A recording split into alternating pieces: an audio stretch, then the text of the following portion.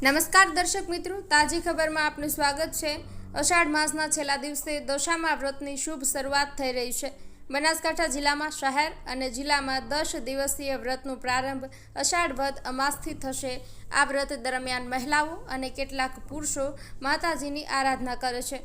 વ્રતની તૈયારીઓના ભાગરૂપે ડીસા, ભીલડી, દિયોદર, ભાભર, પાલનપુર સહિતની બજારોમાં સવારથી જ ભક્તોની ભીડ જામી હતી।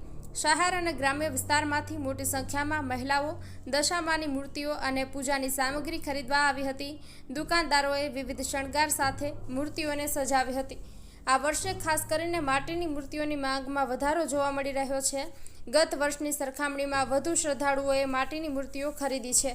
કેટલાક ભક્તોએ પ્લાસ્ટર ઓફ પેરિસની મૂર્તિઓ પણ પસંદ કરી છે। જિલ્લાના તાલુકા અને ગ્રામ્ય વિસ્તારોમાં દશામા વ્રતનું વિશેષ મહત્વ છે। મહેશ સિંહ રાઠોડ, બનાસકાંઠા।